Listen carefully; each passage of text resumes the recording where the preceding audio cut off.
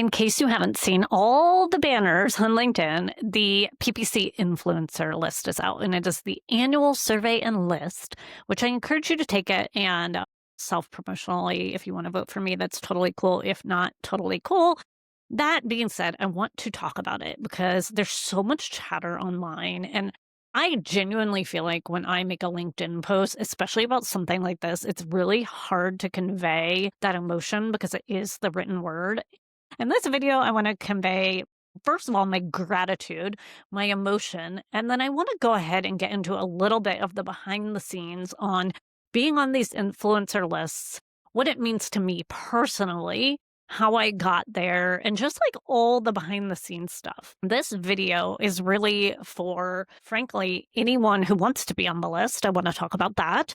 I would also say that, as always, my videos are always watched by nosy people. That's very common. People that are just nosy about what the heck I have to say. And then I would also say, like, just anyone who is also on the influencer list with me and wants to know, like, or Sarah's thoughts about it. That is who this video is for today. So we're going to go ahead and get into it. Also, I made a post about the influencer list last year. I did it on my channel with the Meet PPC Gals. I made a list on my Google Ads channel talking about what it should mean to business owners. And so I talk about this time of year. I think it's incredibly important to talk about this and sort of open it up for conversation. And sorry if I keep looking away. I made notes because I am awkward on camera and love to ramble, and we're going to try not to ramble because it's not good for this little thing that YouTube calls watch time. Here we are. So it goes without saying that, again, I consider this to be a massive, massive honor. It's nothing that I would ever in my entire life take for granted.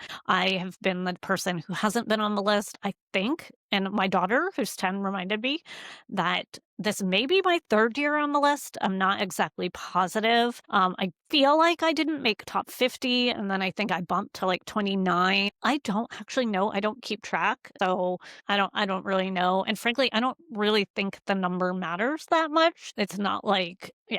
It is a ranking, right? It's kind of a popularity contest, but whatever. You're on the list. You should be incredibly proud and feel validated and honored in like all these things that go with somebody putting your name out there, right? Like, you should be honored. I'm honored. And that's where I will leave that. So I remember, man, it must have been like 2012, 13, 14. I remember looking at these lists and just wondering how people got there. And I wanted to be on the list because I thought they were so fancy. So, it's incredible to be on these things. And I will probably say 100 times the gratefulness because, if it's a drinking game on my YouTube channel, we want to be there. So my journey to influence, I think, is interesting, and it's worth sort of going back on because I don't really feel like it came with deliberate intent for influence, which is funny because I talk about in those early days where I looked at those lists and wondered how people were part of them. And I actually,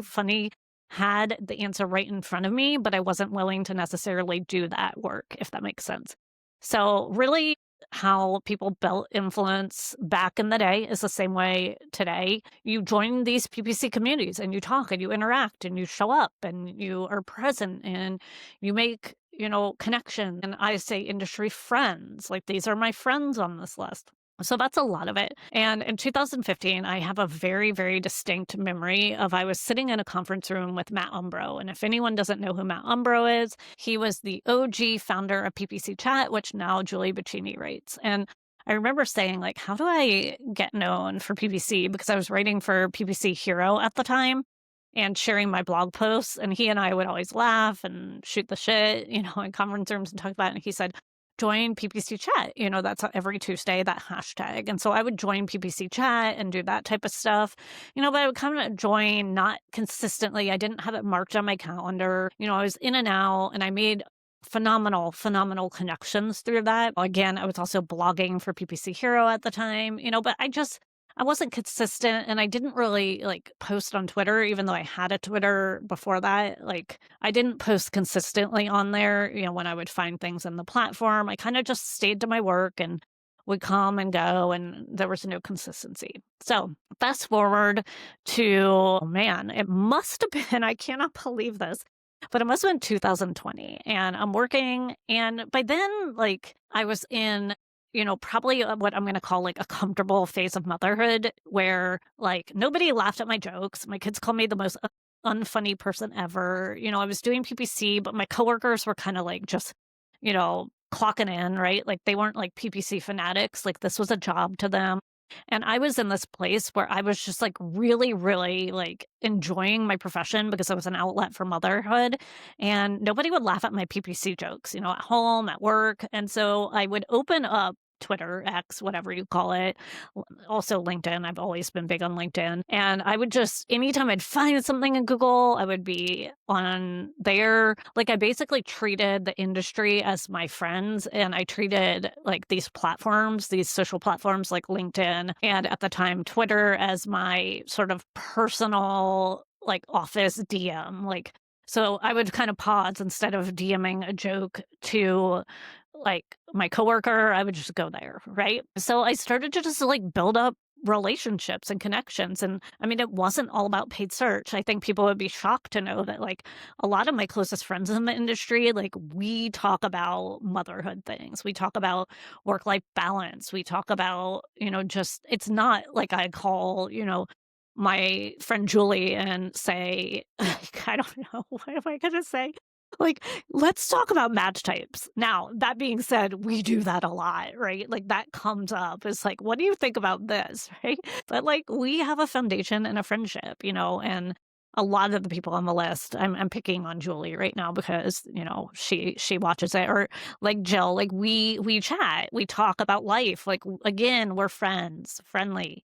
This is how this works. I can't believe I'm feeling like I have to justify friendships, but here we are. And so in any case, yeah, I mean, I think it's interesting. And the reason I want to stress this is I saw it was funny, but it was like insulting. And I don't want to like put hate or like anything on this person. And so maybe I won't say the comment that I read on LinkedIn, but it essentially was like, oh, these people are just good at like the algorithm, or they're just good at posting on LinkedIn. Like it was a comment like that. And I was thinking like, man, like you're telling me that I'm just good at LinkedIn. And I have had posts that I post on LinkedIn that have had like less than 10 views. Are you freaking kidding me?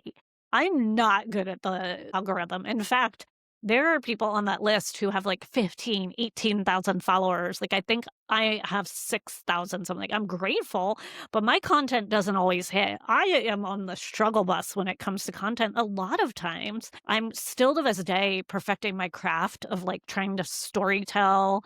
And then there's that balance when you go to post, like, I don't want to brag that this client did XYZ. And because like, what if I can't replicate XYZ? There's the expert curse in your content. You always feel like someone else's content is better. There are people who built faster than me, better than me. So it's like I sit here and I know I'm ahead of others, but I don't think that I'm just like good at the algorithm. I've just consistently shown up, and I have shown up on LinkedIn. LinkedIn is my primary platform. I've shown up on LinkedIn for like 15 years. My MBA professor back when I was working on my MBA loved LinkedIn, and that's when I started building. And then I really became like an absolute regular publisher on there, since 2020. And then certainly when I started my own business, I started posting every single day, sometimes multiple times a day. But sometimes I go through content hardships. Sometimes my content sucks. Sometimes it doesn't hit, and then I adjust and I look at the metrics. So again, I put a lot of time and effort into my content, whether or not it does well or shows. And I said this before, so it kind of goes into like another sort of tangent here that I have, and I hope I'm kind of staying on track here.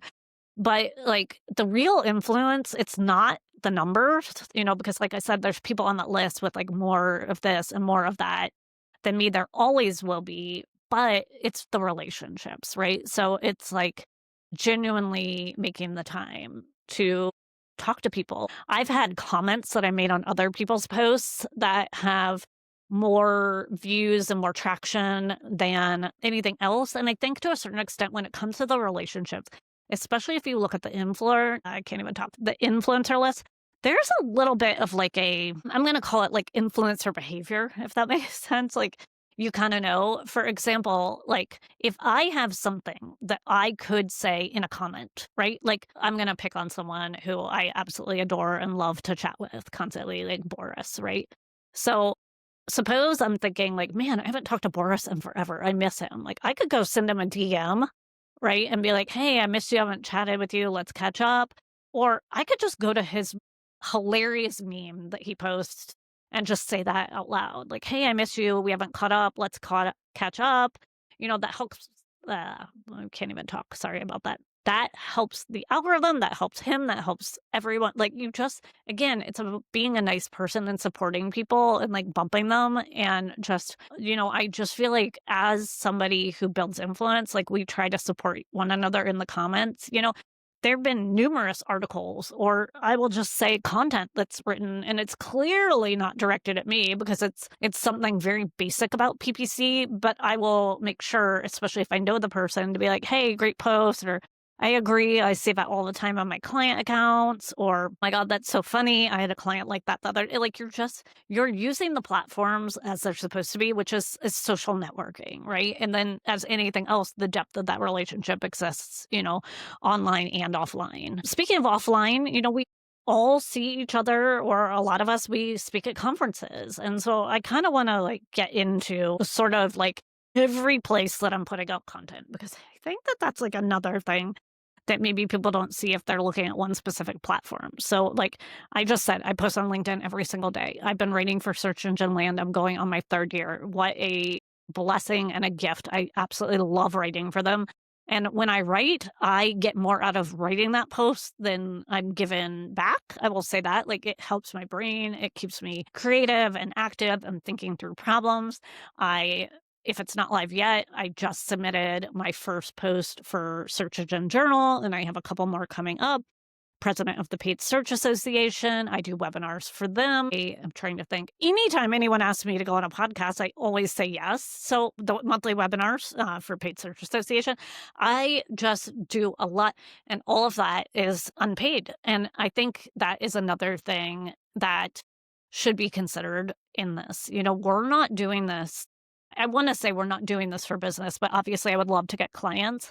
But ultimately, I'm doing this at this point for friendships, connection, and then I would say, frankly, so I don't have to spend as much time and effort on the back end closing a deal, proving my worth, proving something to a client, because I don't love sales. In fact, I saw a YouTube video the other day, and it was an interview about content, and somebody was saying, like, I'll bet that you are a terrible salesperson. And the person was like, yes, I am a terrible salesperson. And they were like, you know how I know you're a terrible salesperson? You're putting out so much content. You don't have to sell. And I'm like, that, amen.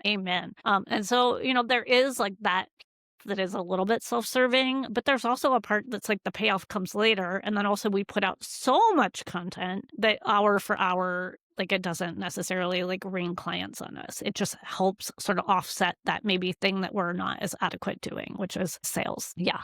So anyway, I'm trying to think what all I've covered. I've covered gratefulness. I've covered like how I interact with the community. I've covered sort of how I built. But the other topic I want to talk about, and I've totally lost my script at this point, would really, really be like the ethics of this. And I think ethics are incredibly important. Before I take on a client, I always consider like, can I take on this client and have my name associated with that? I also kind of the reverse, because of my influence and because it was built more like organically through relationships, not through like deliberacy. I do feel like there have been times when I feel like I have been taken for granted because of that. And it's certain situations where like maybe like I'll be working with someone and they will want to like try to use my name to close a sale, but like the hourly rate doesn't reflect that. So I'm being paid like somebody pretty junior or mid-tier, but then like you're now using me to close a sale and like that. I just don't think that's fair. So I have to be careful about that. I think it's something I've really, really grown personally to like know the power of my personal brand, but it's taken me a little while to recognize that. I would also say, again, so we have ethics on my side and ethics being used back to me. And I would also say, like, when it comes to content, there's ethics like right now in paid search. And I've talked about this. There's so much plagiarism. There's so much like, I am going to take this exact post and put it into Chat GPT, and just really recognizing that. And then I would also say, like, giving it forward, so I think that that's really important, which kind of brings me to another point. If you have made it this far in my video, is that I am starting a cohort for content creation. I think one of the things that I've realized, being an influencer for 3+ years is my passion is in content and relationship building. And while I absolutely adore PPC, it is what got me to where I am. Being able to marry the Google Ads with my content creation has been just a huge, I want to say blessing, but a gift to me. And so I am opening up a very small cohort of people that want to build content together for, again, leads, closing, or, somebody told me if you are an agency and you want some of your team members to build this influence, I am opening up a cohort for that. So if that is something you're interested in, send me a message either in the comments of this video, send me a message over on LinkedIn, email me. You guys know where to find me. I am all over the freaking internet, as I say. And by the way, little self-promotion here. This channel that I have, and I had to glance up because I forget the name of it because it is that new. I'm calling it the Google Ads Content Lab, is where I am going to be putting all my content about content creation. So it'll be always geared towards the Google Ads specialist and talk about the nuances of created content, but specifically for Google Ads, be that agency, freelancer, or what I am now, which is Google Ads coach. So if you like that, definitely follow along there as well. So now that I've lost the script and I've covered what I've covered, which I don't even know what I've covered at this point because I digressed into rambling, I would like to thank. That was so awkward. So now that I've digressed into this rambling video and I don't even know what I covered at this point, thank you. Thank you for being here. Thank you for being there and allowing me to get on this list, because I wouldn't be there without the community. Thank you for being friends and seeing you in the comments and all the support that I have gotten throughout the years. I definitely don't take this for granted. I always am willing to help any person that wants to build their personal brand. I think it's such a powerful, amazing thing, especially in this generation or this time period we're in with this AI slop, garbage, plagiarism. Oh, if anyone is authentic and just wants to essentially learn from someone who's been doing this for years, happy to help. And I cannot wait to see you in the comments on LinkedIn and talk more about your journey. Thank you, and happy content creation and influence season.